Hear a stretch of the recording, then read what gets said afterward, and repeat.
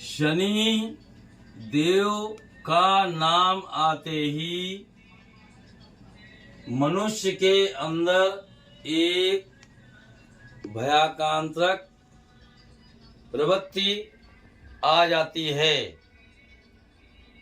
उसे ऐसा महसूस होता है कि शनि देव ही हर कष्टों का कारण है, जबकि ऐसा नहीं होता। शनि को शनि के गुरु शिव द्वारा दंडाधिकारी नियुक्त किया गया है। शनि सबसे ज़्यादा उन्हें ही प्रताड़ित करते हैं जो गलत कार्यों में लगे रहते हैं।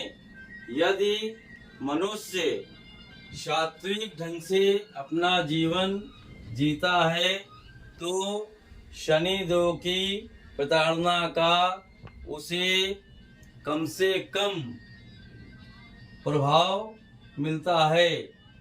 शनि के मित्र साथी शुक्र, राहु, केतु हैं, अतः ये चंद्रमा और सूर्य से भी शत्रुता रखता है।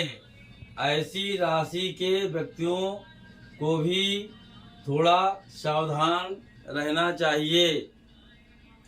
शनि की साढ़े साती का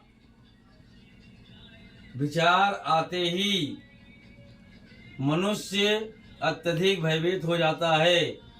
यदि व्यक्ति को पता चल जाए उस पर शनि की साढ़े साती आने वाली है तो वो हर तरह से टूट जाता है, जबकि इसके विपरीत शनि कोई किसी व्यक्ति का शत्रु नहीं है, बल्कि व्यक्ति के द्वारा किए गए कार्यों के अनुसार ही ये दंड देता है। शनि इतना ताकतवर है, ये मनुष्य, वृक्ष, नगर, द्वीप आदि, देवी देवताओं आदि तक को भी नहीं छोड़ता है। यहाँ तक कि शनिदेव ने अपने गुरु शिव जी को भी नहीं छोड़ा। एक वृत्तांत है, गणेश भगवान का जन्मदिन चल रहा था। वहां पर सभी देवी देवता आकर के गणेश जी को आशीर्वाद दे रहे थे। शनि देव भी आए, लेकिन वो दूर ही खड़े रहे। गणेश जी की नजर जब शनिदेव पर पड़ी तो उन्होंने अपने पिता शिव जी से कहा कि देखिए, सभी देवी देवता आकर के हमको आशीर्वाद दे रहे हैं, लेकिन शनिदेव दूर ही खड़े हैं। तब शिव जी उठ करके शनिदेव के पास गए, कहा, शनिदेव क्या बात है, आप आकर के हमारे पुत्र को क्यों नहीं आशीर्वाद दे रहे हैं? शनिदेव बोले, गुरुवर, हम इसलिए वहां नहीं आ रहे हैं कहीं मेरी वक्र दृष्टि आपके ऊपर न पड़ जाए। ऐसा सुनकर शिव जी थोड़ा विचलित हुए, थोड़ा आगे बढ़ने लगे। शनिदेव ने कहा, गुरुवर, मैं चल रहा हूँ, कल सुबह आऊंगा। शनि देव चले गए। शिव जी थोड़ा परेशान सा हुए। आगे नारद जी मिले। नारद जी ने पूछा, भगवान क्या है? तब शिव जी ने पूरी घटना बताई। तब नारद जी ने कहा, भगवान, आप तो स्वयं सबको आशीर्वाद देते हैं और आप ही उसमें फंस जाते हैं। जैसे आपने भस्मासुर को वरदान दिया, आशीर्वाद दिया और वो आपके ऊपर ही झपट पड़ा, इसी तरह शनिदेव को आपने ही दंडाधिकारी नियुक्त किया। जिस समय आपने शनिदेव को वरदान दिया कि देवनगर वृक्षदीप आदि भी आपकी दृष्टि पड़ने पर समूल नष्ट हो जाएंगे, उस समय आपने कोई विचार नहीं किया कि आदि ही आप हैं। शिवजी शांत होके चले गए और सुबह उठ करके बहुत जल्द ही घर से निकलने लगे। तब माताजी ने पूछा, क्या बात है भगवान, आज बड़ी जल्दी आप जा रहे हैं? उन्होंने कहा, हाँ थोड़ा हमको काम है, थोड़ा हम जल्दी जा रहे हैं। शिवजी प्रस्थान कर गए। थोड़ी देर में शनिदेव उपस्थित हुए। पूछा, माता गुरुवर कहाँ हैं? माता ने कहा कि अभी तो कह के गए हैं कि मैं थोड़ी देर में आ रहा हूँ, थोड़ा काम है। शनिदेव ने कहा, ठीक है माता, मैं यहीं बैठ करके इंतजार कर रहा हूँ, मुझे गुरुवर ने बुलाया था। तब माताजी ने कहा कि ऐसा कैसे होता, आपको तो कोई बुलाता ही नहीं है। शिवजी जंगल में जाकर के थोड़ा घूमे, वहाँ हरी भरी घास व पेड़ आदि देख करके शिव जी के मन में आया, क्यों ना मैं हाथी बन जाऊं और हाथी बन करके शिवजी हरी हरी घास व सबका स्वाद लेने लगे। तत्पश्चात सवा पहर बीतने के बाद शिवजी पुनः अपने रूप में आए और वापस अपने स्थान की तरफ चल दिए। वहां पहुंचकर देखा शनिदेव इंतजार कर रहे हैं। कहा, गुरुवर मैं सुबह से बैठा हूं, आप कहाँ चले गए थे? तब शिवजी ने कहा कि अरे तुमने कहा था मैं कल आऊंगा और कहीं मेरी वक्त स्टॉप पे ना पड़ जाए, इसलिए मैं थोड़ा घूमने टहलने चला गया था। तब शनिदेव ने कहा, गुरुवर कहाँ गए थे, क्या किया आपने?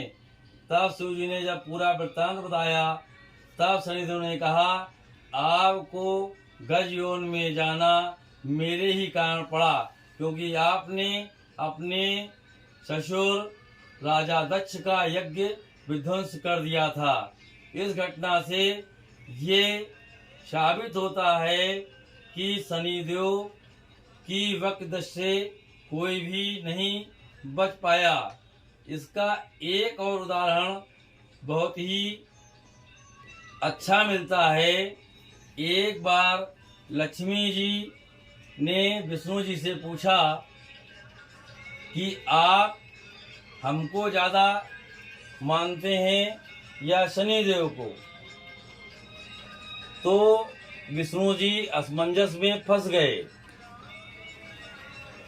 तत्पंत शनिदेव भी वहां पर हाजिर हो गए। अब दोनों में ये चर्चा होने लगी कि हम दोनों में कौन बड़ा है। विष्णु जी ने कहा, ठीक है, इसका फैसला मैं अभी करता हूँ। सामने देखो एक पेड़ लगा हुआ है, इसको छू करके जो मेरे पास आएगा वो बड़ा होगा। दोनों लोग एक साथ चल दिए। लक्ष्मी चंचला होने के कारण लंबे लंबे डग भरते हुए पेड़ तक जाने लगी, जबकि शनिदेव की गति पैरों से बहुत कम है। शनिदेव धीरे धीरे चलते रहे।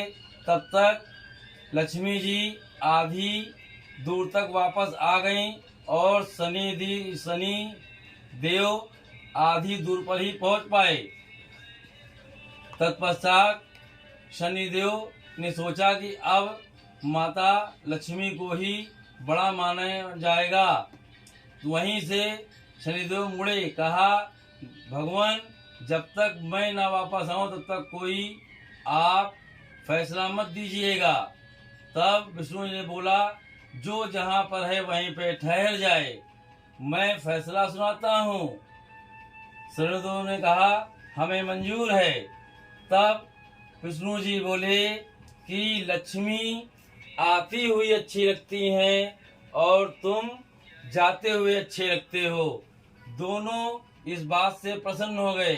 इसका स्पष्ट कारण है, लक्ष्मी जब मनुष्य के पास आती है तो उसको बहुत आनंद अच्छा लगता है, जबकि शनिदेव जब उसकी जिंदगी से दूर जाते हैं तो उसका जीवन अच्छा लगता है। शनिदेव के कारण ही रावण से लेकर के सभी घटनाएं घटित हुईं। लंका दहन तक में शनिदेव का ही पूरा हाथ रहा। हमेशा ये ध्यान रखें कि शनिदेव किसी के शत्रु नहीं हैं, बल्कि शनिदेव को शिव जी द्वारा दिया गया वरदान दंडाधिकारी नियुक्त करना ही लोगों को उनके कर्मों के अनुसार दंड देता है। शनिदेव के भाई यमराज हैं, जिन्हें शिव जी ने मृत्यु का देवता नियुक्त किया। वह शनिदेव की बहन यमुना हैं। शनि की अपने पिता सूर्यदेव से कभी नहीं पटती, क्योंकि सूर्यदेव की पत्नी सुवर्णा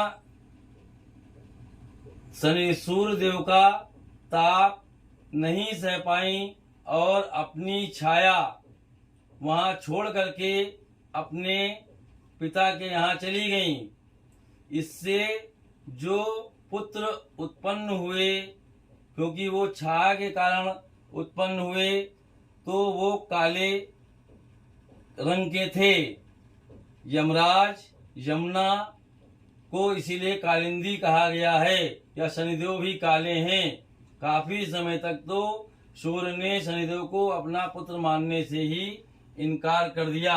इसके कारण शनिदेव अपने पिता से हमेशा रुष्ट रहते हैं। शनिदेव की कृपा यदि मनुष्य पर हो जाए तो वो राजा बन जाता है। यदि शनिदेव कुपित हो जाएं तो राजा को भी रंग कर देते हैं। शनिदेव से कभी डरने की आवश्यकता नहीं है। लोग बेमतलब में इधर उधर की बातें करके लोगों को डरवा देते हैं, जबकि यदि अपने खान पान आचरण पर ध्यान दिया जाए, सात्विक मार्ग पर चला जाए, तो शनिदेव का दंड कम हो जाता है। हमेशा इसका ध्यान रखें। ओम शं शनिश्चराय नमः। ओम नमो भगवते शनिश्चराय सूर्यपुत्राय नमः। इन सबका यदि जाप करते हुए शिव जी की शरण में जाया जाए, शिव जी की भी आराधना की जाए, तो शनि के द्वारा दिए जा रहे कष्टों में काफी कमी आ जाती है। जय महाकाली, जय महाकाल। माते श्री महाकाली सिद्ध दिव्य दरबार की सदा जय जयकार होती रहे।